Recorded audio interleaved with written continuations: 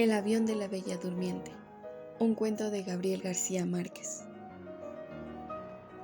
Era bella, elástica, con una piel tierna del color del pan y los ojos de almendras verdes, y tenía el cabello liso y negro y largo hasta la espalda, y una aura de antigüedad que lo mismo podía ser de Indonesia que de los Andes. Estaba vestida con un gusto sutil, chaqueta de lince, blusa de seda natural con flores muy tenues, pantalones de lino crudo y unos zapatos lineales del color de las bugambilias. Esta es la mujer más bella que he visto en mi vida, pensé, cuando la vi pasar por sus sigilosos trancos de leona, mientras yo hacía la cola para abordar el avión de Nueva York en el aeropuerto Charles de Gaulle de París. Fue una aparición sobrenatural que existió, solo un instante, y desapareció en la muchedumbre del vestíbulo. Eran las 9 de la mañana. Estaba nevando desde la noche anterior, y el tránsito era más denso que de costumbre en las calles de la ciudad, y más lento aún en la autopista, y había camiones de carga alineados a la orilla, y automóviles humeantes en la nieve. En el vestíbulo del aeropuerto, en cambio, la vida seguía en primavera. Yo estaba en la fila de registro detrás de una anciana holandesa que demoró casi una hora discutiendo el peso de sus 11 maletas. Empezaba a aburrirme cuando vi la aparición instantánea que me dejó sin aliento, así que no supe cómo terminó el altercado, hasta que la empleada me bajó de las nubes con un reproche por mi distracción. A modo de disculpa le pregunté si creía en los amores a primera vista. Claro que sí, me dijo. Los de imposibles son los otros.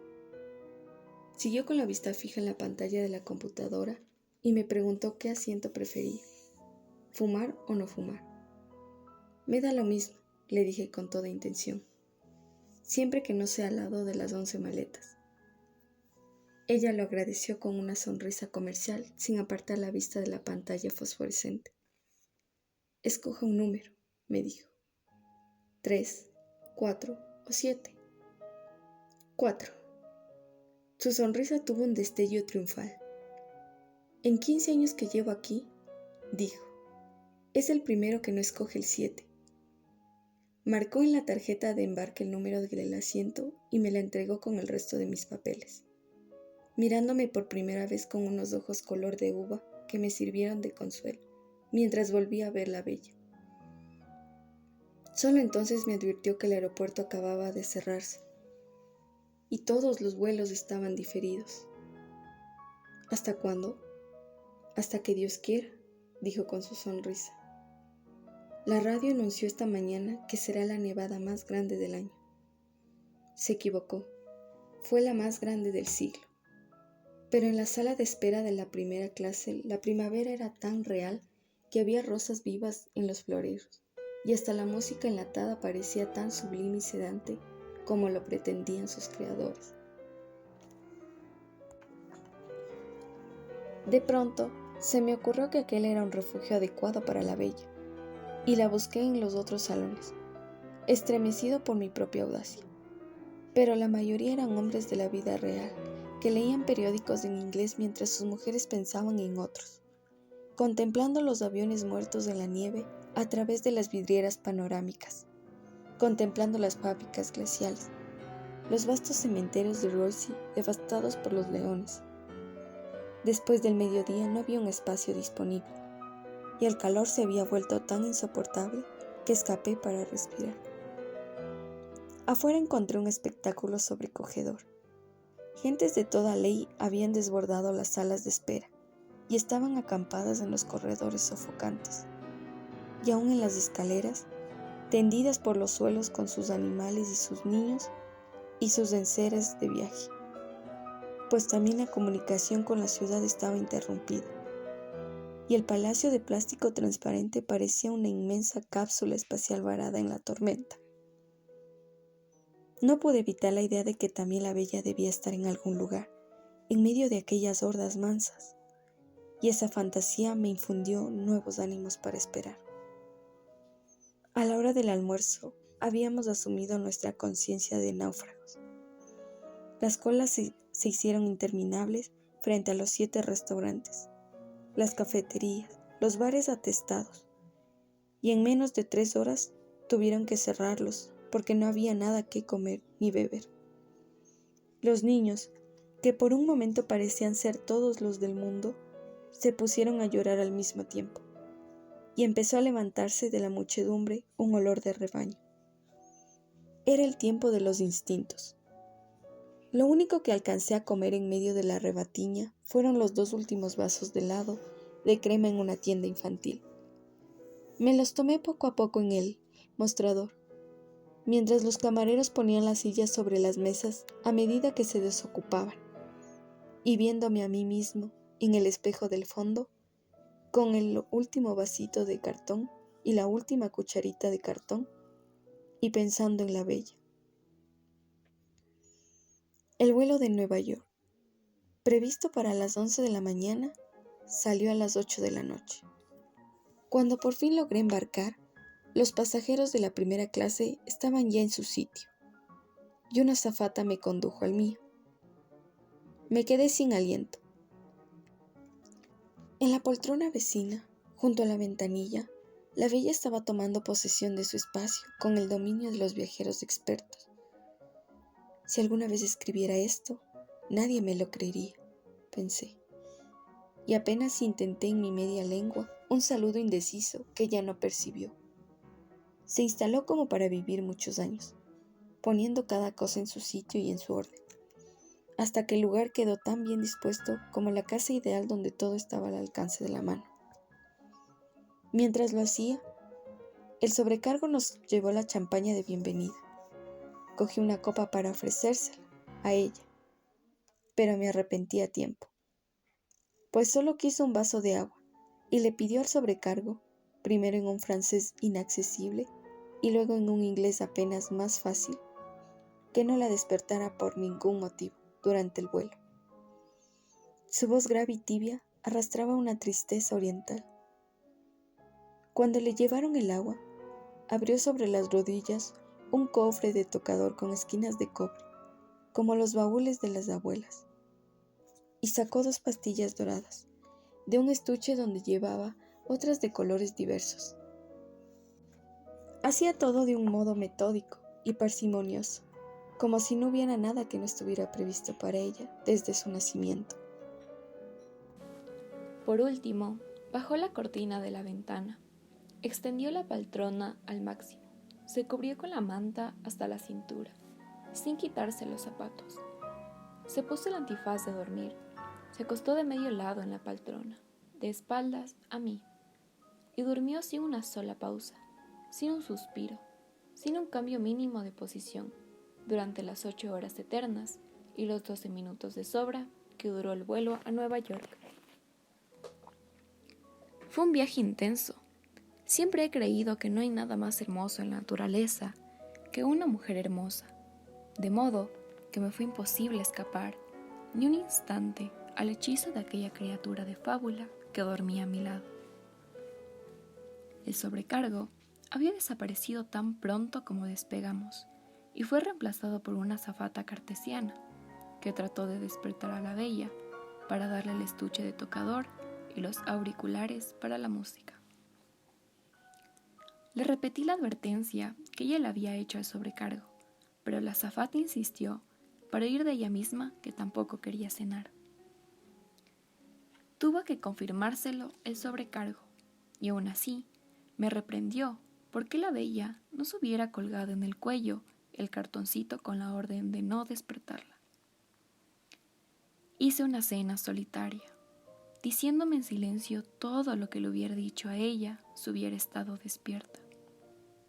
Su sueño era tan estable que en cierto modo tuve la inquietud de que las pastillas que se había tomado no fueran para dormir, sino para morir.